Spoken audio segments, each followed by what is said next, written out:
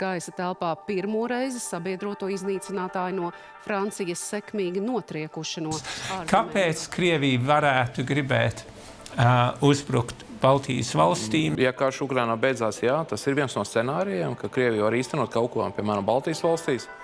Tā kā mūsu reģiona iedzīvotājiem tēmas, kas saistītas ar iespējamām Krievijas destabilizējošām darbībām, ir sevišķi aktuālas, piedāvājam Ukrainas domnīcas Sahaidačņī Security Center analītiķu pētījuma Nepaziņotais karš, kā Krievija uzbrūk Eiropai izklāstu.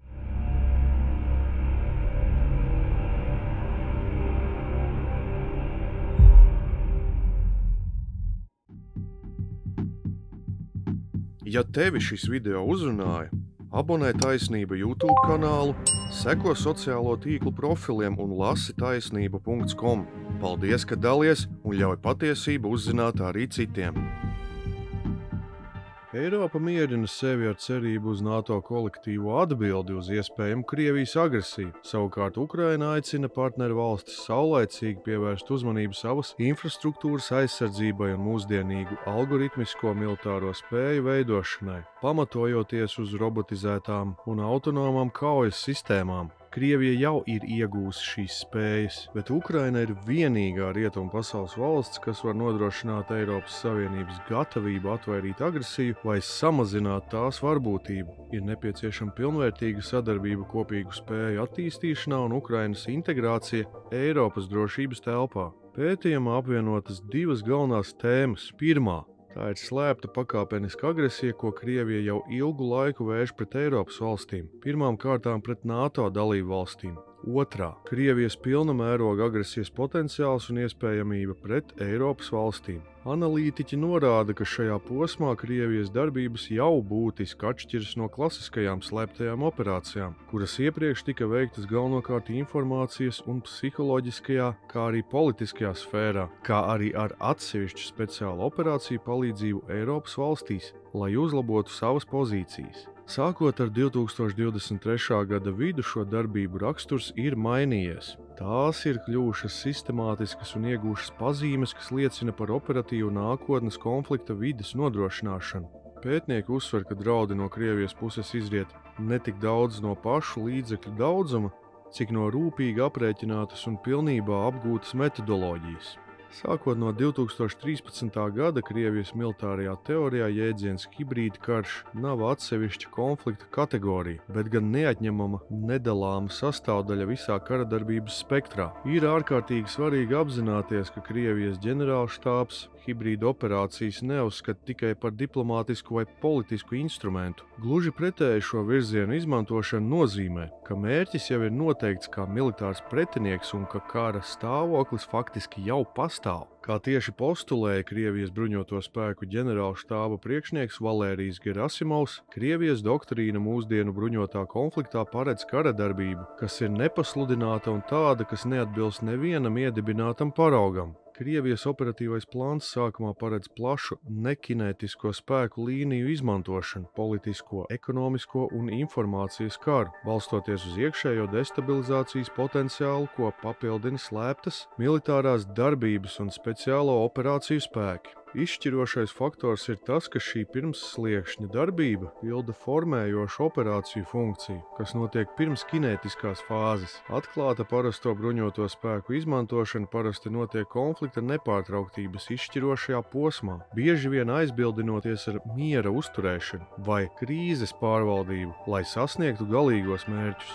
Šī secīgā metodoloģija nav teorētiska. Kopš tās parādīšanās un visaptverošas konceptuālās izstrādes 2013. gadā, tā gandrīz uzreiz guva operatīvu apstiprinājumu Gruzijā 2008. gadā un Ukrainā 2014. un 2022. gadā, kur hibrīdās formējošās operācijas radīja apstākļus parastajai manevrēšanai. Tajā pašā laikā pēc parasto spēku pārcelšanās pāri robežai šie hibrīdie instrumenti netiek atmesti. Tie saglabā operatīvo nepārtrauktību un attīstās, atbalstot kinētiskos centienus. Pat augstas intensitātes tradicionālu kaujas darbību laikā tie paliek aktīvi. Tie uzbrūk pretiniekam pretiniekam dziļā aizmugurē, lai traucētu loģistiku, grauj iekšējo politisko vienotību un agresīvi manipulē ar starptautisko uztveri. Tātad Krievijas operatīvajā mākslā hibrīdais un tradicionālais ir nesaraujami savīti, veidojot vienotu, nevainojamu pilna spektra letalitāti, kas saglabājas no pirmā graujošā akta līdz galīgā stratēģiskā mērķa sasniegšanai. Kā uzsver pētnieki, lai gan globālā hibrīdā kampaņa pret Rietumu koalīciju ir papildu darbības virziens pašreizējā karā pret Ukrainu, konkrētā intensifikācija un kvalitatīvās izmaiņas hibrīdajos pasākumos, kas koncentrēti Baltijas reģionā, liecina par skaidrām pazīmēm, ka Krievija veic operatīvo vides sagatavošanu. Iespējams, tas nozīmē, ka darbības tieši uz atklāta konflikta sliekšņa nav vienkārši spiediens, bet gan apzināta sagatavošanās fāze reģionālai konvencionālai agresijai, kas atkārto iedibināto Krievijas iebrukumu modeli.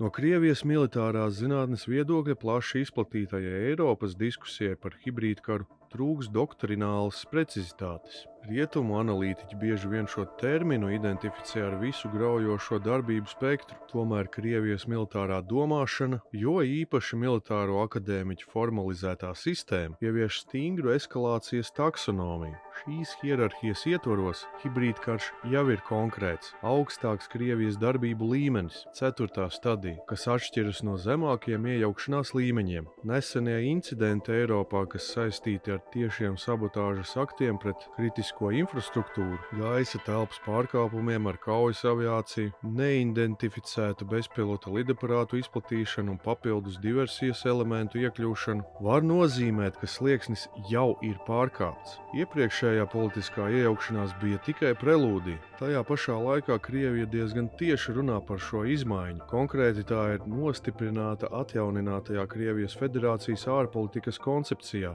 2023. gadam, kurā apgalvots, ka kolektīvie rietumi ir sākuši pret Krieviju jauna veida hibrīdkaru. Pirmkārt, tas ir formāls atzinums, ka Maskava uzskata sevi par atrodošos kara stāvoklī ar NATO un Eiropas Savienību. Otrkārt, ievērojot padomju tradīciju par spoguļattēlu, tā atklāja savu operatīvo algoritmu, projicējot savas darbības uz pretinieku. 4 gadu laikā, kopš sākās pilna mēroga karš pret Ukrainu, Kremļa pelēkā zona darbības pret Eiropu ir pārvērtušās par kompleksu operāciju, kuras mērķis ir graut Eiropas Savienības un NATO valstu vienotību un suverenitāti, sinhroni apvienojot kinētiskos un nekinētiskos vektorus, kiberkaru, informācijas un psiholoģiskās operācijas, ekonomisko spiedienu, politisko sabojāšanas darbību, izlūkošanas tīkla tiešās darbības un sabotāžu. No 2022. gada līdz aptuveni 2023. gada vidum Krievijas centieni bija koncentrēti uz kibernētisko, kognitīvo un politisko jomu. Operācijas ietvēra kiberuzbrukums zem sveša karoga, spiegu tīkla aktivizēšanu, prokrievisku politisko struktūru finansēšanu, energoresursu pārvēršanu par ieroci, piemēram, šantāža ar dabasgāzes cenām 2022. gadā, kā arī sarežģītas informācijas kampaņas, piemēram, Doppelganger. Tas viss iekļāvās loģikā, kas paredzēja pārtraukt palīdzību Ukrainai. Tomēr 2023. gada beigās parādījās otrs paralēls virziens, kas līdzinājās valsts terorismam un tiešai gatavošanās bruņotai konflikta fāzei. Tā agrīnās izpausmes bija uzbrukumi kritiskajai divkārši lietojamai infrastruktūrai Baltijas un Ziemeļu reģionos. 2025. gadā Eiropa kļuva par liecinieci gaisa telpas pārkāpumu uzplūdam. Sākot no dronu grupas uzlidojumu Polijā 2025. gada septembrī un koordinētas MiG-31 pārtvērēja ielidošanas Igaunijas gaisa telpā līdz jau faktiski ikdienišķai neidentificētu bezpilota lidaparātu parādīšanās virs naftas platformām un Eiropas valstu stratēģiskajiem objektiem. Atklāta konflikta gadījumā šī izlūkošana ļaus nekavējoties veikt augstas precizitātes triecienus, lai vispirms neutralizētu NATO vadības līdzekļus un dziļās triecienu spējas, tāpat kā to mēģināja īstenot pret Ukrainu 2022. gadā. Kā norāda pētnieki, dronu izmantošanu var uzskatīt kā pagrieziena punktu Krievijas slēptajās darbībās pret Eiropu. Kā universāls hibrīda instruments, bezpilota sistēmas kļuva par ideālu līdzekli šai fāzei, gan pateicoties to tehniskajām iespējām, piederības noskaidrošanas problēmai. Drons bez atpazīšanās zīmēm, kas riņķo virs galvaspilsētas vai atomelektrostacijas, izraisa paniku un paralizē darbu, neradot formālu casus belli 5. panta aktivizēšanai.